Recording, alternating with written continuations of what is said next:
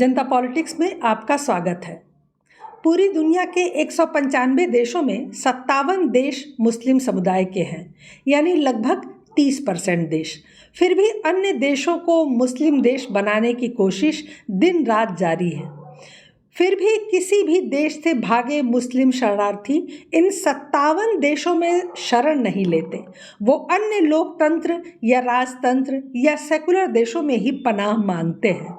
ये प्रश्न बड़े संजीदे और उत्सुक करने वाले हैं। तो आइए आज इसकी वजह जानते हैं।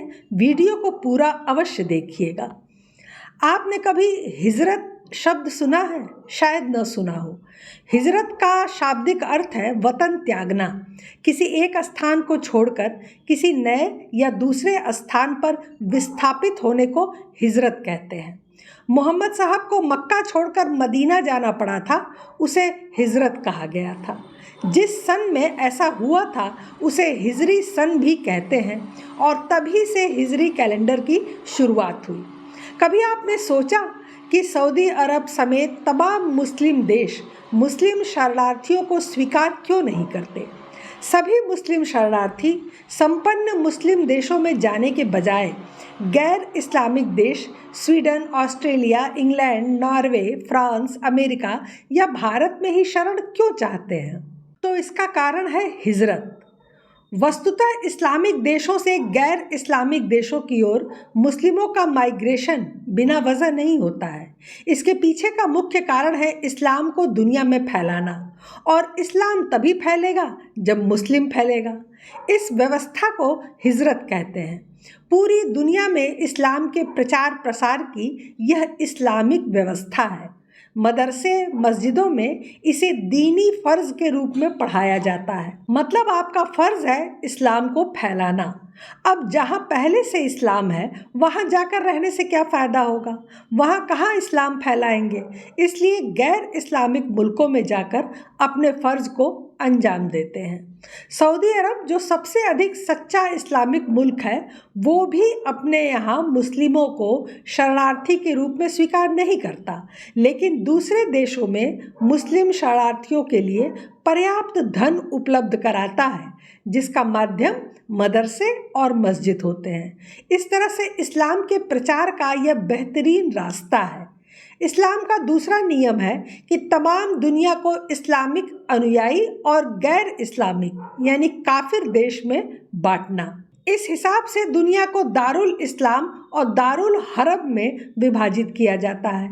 जहाँ से काफिर ख़त्म हो चुके हैं उसे कहते हैं दारुल इस्लाम, और जहाँ इस्लाम स्थापित करने के लिए जंग चल रही है उसे दारुल हरब कहते हैं। जैसे भारत, अमेरिका, ब्रिटेन, फ्रांस, ये सब दारुल हरब है जहाँ इस्लाम को स्थापित करने के लिए जंग हो रही है। ध्यान देने वाली बात यह है कि इन गैर मुस्लिम देशों में शरण लेने वाले 90% मुस्लिम इस्लामिक कंट्री से ही होते हैं और फिरकों की आपसी लड़ाई के चलते माइग्रेंट करते हैं। इसमें अंदरूनी सुलह ये होती है कि अगर लड़ेंगे नहीं तो हिजरत कैसे होगी, और हिजरत नहीं होगी तो मुसलमान नहीं फैलेगा, और मुसलमान नहीं फैलेगा तो इस्लाम नहीं फैलेगा। इसलिए ये मार काट का खेल चलता रहता है।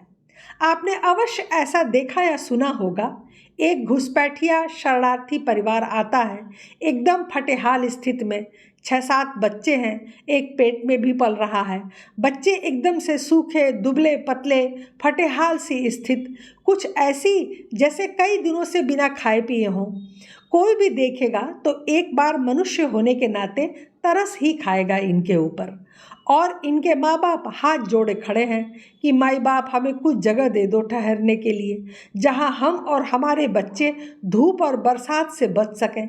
बाकी हम कहीं भी कमा खा लेंगे, कुछ भी रोजी रोटी का जुगाड़ कर लेंगे।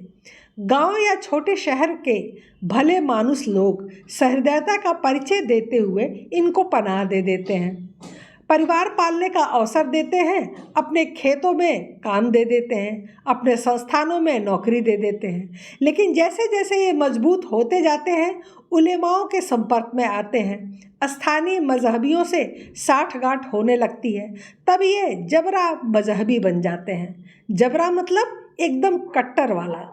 आसमानी किताब को फॉलो करने वाला। जिन भले मानुषों ने इन्हें गांव में रहने और बसने दिया था, पलने और बढ़ने दिया था, वे अब खटकने लगते हैं, दुश्मन नजर आने लगते हैं, काफिर नजर आने लगते हैं। उनकी घर की बहू बेटियां तो बस मोलेस्टेशन का खिलौना नजर आने लगती हैं, झगड़े का बस बहाना खोजने लगते हैं ताकि पूरी संख्या बल के साथ एक दिन नियत समय पर वो टूट पड़े और इन्हें बेदखल कर दिया जाए। ये आए थे अपनी लाचारी और फटेहाली का रोना लेकर, लेकिन अब इन्होंने पैर जमा लिए हैं और भले मानुषों के पैर उखाड़ दिए हैं। विश्व में शरणार्थियों में 85% मुसलमान हैं, लेकिन 58 इस्लामिक देश उन्हें शरण नहीं देते, क्योंकि अधिकांश इस्लामिक देश इस समय अस्थिरता के दौर से गुजर रहे हैं। क्यों गुजर रहे हैं यह अलग का विषय है, लेकिन इस अस्थिरता, खून खराबा, अराजकता ने करीब 3 से 4 करोड़ शरणार्थी भी पैदा कर दिए हैं। इन शरणार्थियों में से अधिकतर मुसलमान हैं। अमीर मुसलमान देश अगर चाहें तो आसानी से इनकी व्यवस्था कर सकते हैं, लेकिन वो इससे कतराते हैं। लिहाजा अधिकांश शरणार्थी यूरोप के गैर मुस्लिम देशों में शरण लेने के लिए मजबूर हैं। ऐसा क्यों है, इसे भी समझते हैं। अधिकांश मुस्लिम देश छोटे छोटे अमीर देश हैं। उन्हें डर रहता है कि शरणार्थी उनकी संस्कृति का सत्यानाश कर देंगे। हर देश का मुसलमान अपने को दूसरों से श्रेष्ठ समझता है। उपमहाद्वीप के मुसलमानों की हैसियत तो शून्य है अरबों की निगाह में। अगर दारुल इस्लाम की अवधारणा पूरी करनी है तो मुसलमानों को गैर मुस्लिम देशों में येन केन प्रकारेण भेजना ही इस्लामिक धर्म गुरुओं की प्राथमिकता है। समावेशी संस्कृतियों को इस्लामिक बनाने का उद्देश्य भी पूरा करना है। ईरान, अफगानिस्तान, मलेशिया, इंडोनेशिया जैसे करीब 25 देशों को इस्लामिक बनाया जा चुका है। भारत अभी भी बाकी है। इसलिए पूरे विश्व के मुस्लिम धर्म गुरुओं का जोर है कि भारत में सेट हो चुके शरणार्थी वहाँ से निकाले न जाए किसी भी तरह। मुस्लिम समुदाय फिरकों में बटा हुआ है। उन्हें दूसरों की मस्जिद में इबादत करना भी गवारा नहीं। वो खुद दूसरे मुस्लिम मुल्क में जाना नहीं चाहते।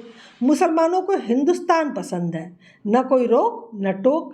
पार्क, रोड, रेलवे स्टेशन, हवाई अड्डा, आप कहीं भी नमाज पढ़ सकते हैं, मस्जिद बना सकते हैं।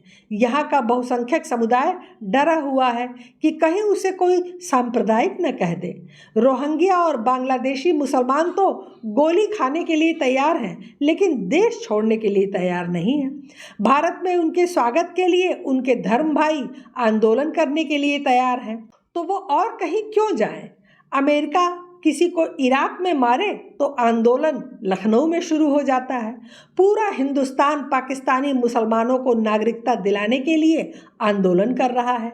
ऐसा माहौल और कहाँ मिलेगा? वजह जो भी हो, उसे समझने की ज़रूरत है। क्यों भारत को भारत के ही नागरिक सराय बनाने पर तुले हुए हैं? इस्लाम का एक ही मकसद है, दुनिया पर कब्जा करना। अब इस्लाम इतना ताकतवर तो है नहीं कि किसी देश पर हमला करके उसे कब्जा कर सके। ये काम उन्होंने सदियों पहले किया भी था और सफल भी हुए थे, लेकिन आज ये संभव नहीं है। इसलिए आज ये दूसरे तरीके अपनाते हैं। पहले अपने ही देश से अपने ही लोगों को मार काट कर पलायन करवाते हैं, लेकिन कोई दूसरा देश जो पहले से ही मुस्लिम है वो इन्हें अपने आसपास भी भटकने नहीं देता और इन्हें गैर मुस्लिम देशों में भेजा जाता है। वहाँ के अखबारों और बिकाऊ नेताओं को पैसे खिलाकर इन लोगों को दीन और गरीब बेचारा बनाकर इनके लिए माहौल तैयार किया जाता है और कोर्ट में इन्हें रखने के लिए केस भी दर्ज कर दिया जाता है ताकि कल इनका वोट बैंक उनके काम आ जाए। भारत में तो ये काम टीएमसी और कांग्रेस ने खूब किया है। समय बीतने के साथ ये हम दो हमारे गिन लो की तर्ज पर इतनी जनसंख्या पैदा करेंगे कि 20 से 25 साल में ये वहाँ बाहुल्य होकर अपने दम पर सरकार और कानून बना सकेंगे और फिर ये उस हिस्से को मुस्लिम देश घोषित करवाते हैं। फिर वहाँ के अन्य लोगों को मार पीट कर निकाल देते हैं।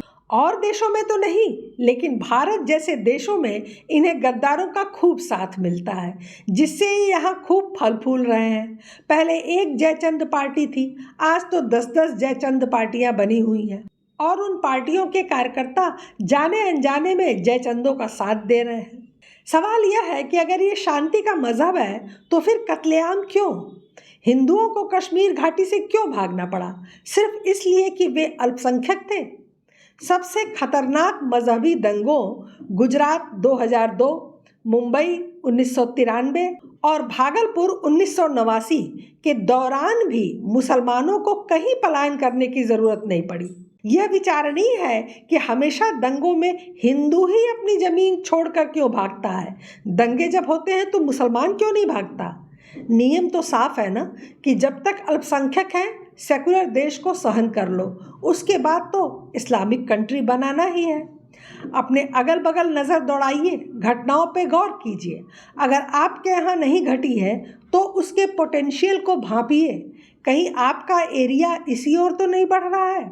इतिहास बोध लाइए, इतिहास की प्रत्यक्ष वर्तमान से तुलना कीजिए और इसके बाद भी अगर आपके अंदर के सेकुलरिज्म का बुखार नहीं उतरता है तो अपने घरों से स्वयं ही पलायन को तैयार रहिए। दूर कहीं आग की लपटें हैं, ये सोच के निश्चिंत मत रहिए कि अपने को क्या, अपना घर तो सेफ है ना। जब आग अपने यहाँ आएगी तब देखेंगे। समस्या लाइलाज तब हो जाती है जब हम इनकी व्यवस्थाओं को नज़रअंदाज करते हैं और सही समय पर उपचार नहीं करते। और आप दिन प्रतिदिन समस्याओं से ही घिरे हुए हैं और सेकुलरिज्म का चोला पहनकर सोचते हैं कि यही इस समस्या का एंटीडोज है। साहब, इस एंटीडोज का असर ये होता है कि आपके सिर के ऊपर जालीदार टोपी कब आ जाती है आपको पता ही नहीं चलता। पाकिस्तान बांग्लादेश से 100 साल के भीतर ही हम समाप्त हो गए। कश्मीर, बंगाल, केरल, बिहार, झारखंड, राजस्थान, पंजाब, प्रत्येक राज्यों की स्थिति आप देख सकते हैं। यह सब सिर्फ संयोग नहीं, एक संपूर्ण योजना है। मुस्लिम और गैर मुस्लिम देशों में जनसंख्या वृद्धि की दर में क्या अंतर है? कभी आपने गौर किया है? यदि नहीं किया है तो आज जान लीजिए। 2011 में PEW रिसर्च सेंटर द्वारा विश्व भर के देशों में मुस्लिम जनसंख्या के विश्वव्यापी वृद्धि दर पर एक सांख्यिकी अध्ययन प्रकाशित किया गया। इस शोध के अनुसार मुस्लिम जनसंख्या वृद्धि दर बेल्जियम में 139%, चेक गणराज्य में 300%, नीदरलैंड में 165.7%, पोलैंड में 233%, स्पेन में 276%, स्वीडन में 206% और यूनाइटेड किंगडम में 144.8% के लगभग पाई गई। और उसी दौर में तुर्की जैसे यूरोप के मुस्लिम देशों की विकास दर केवल 35% थी। यदि मुस्लिम देशों के विकास दर को देखें तो बांग्लादेश में 45.5%, मिस्र में 40%, इंडोनेशिया में 32%, ईरान में 32%, कुवैत में 34%, पाकिस्तान में 58% और सऊदी अरब में 58% की विकास दर से मुस्लिम बढ़ रहे हैं। यानी कि सेकुलर राष्ट्रों की तुलना में ये बहुत ज़्यादा कम है। तो इन विपरीत आंकड़ों के पीछे का रहस्य क्या है? क्या कारण है कि मुस्लिम देशों में जनसंख्या वृद्धि गैर मुस्लिम देशों की तुलना में न्यूनतम है? यह इतने सारे देशों के लिए संयोग नहीं हो सकता। यह एक सुनियोजित विकास दर स्पष्ट संकेत है कि इसके पीछे कुछ ठोस रणनीति के तहत जनसंख्या को बढ़ाया जा रहा है। यदि हम कुरान पर आधारित इस्लाम के सिद्धांतों को देखें तो यह स्पष्ट होता है कि जब तक पूरा विश्व इस्लाम नहीं अपना लेता, प्रत्येक मुस्लिम को अपनी हैसियत के अनुसार इस्लाम को फैलाने के लिए जिहाद करना ही है। PEW की रिपोर्ट में हम देख सकते हैं कि जनसंख्या वृद्धि पर मुसलमानों के अलग अलग दृष्टिकोण हैं। वे मुस्लिम देशों में तो कम बढ़ रहे हैं क्योंकि उनके पास जीतने के लिए कुछ भी नहीं है, जबकि अन्य देशों में वे काफिरों की संख्या को पछाड़ने के लिए जनसंख्या वृद्धि से जनसंख्या का समीकरण बिगाड़कर उन देशों में इस्लामिक शासन चाहते हैं। कश्मीर, बंगाल, केरल और असम में यही हुआ है। फिर वहाँ से हिंदुओं को निष्कासित कर दिया गया। मुसलमान किसी भी भूभाग में तभी तक सहिष्णु रहता है जब तक वह अल्पसंख्यक है। जब वे आबादी के 30% तक पहुँच जाते हैं तो वे हमलावर बन जाते हैं और सभी गैर मुस्लिमों को बल या छल से कन्वर्ट करने का प्रयास करते हैं। और फिर जब उनकी मजहबी किताब ही इस शिक्षा का अनुसरण करने को कहती है, तो हम उनकी अगली पीढ़ी से सहिष्णु होने की अपेक्षा कैसे कर सकते हैं। आंख बंद कर लेने से तूफान नहीं टलने वाला। अंधकार में रहने और शुतुरमुर्ग की तरह रेत में गर्दन छुपा लेने से स्थितियां नहीं बदलने वाली। इसके लिए एकजुट होकर संघर्ष करना होगा। थोड़ा कहना और ज़्यादा समझने की आदत डालिए। आज के लिए बस इतना ही। हमारे चैनल को सब्सक्राइब करें, लाइक करें और शेयर करें। अपने विचार हमें कमेंट बॉक्स में ज़रूर बताएं। जय हिंद, जय भारत, नमस्कार।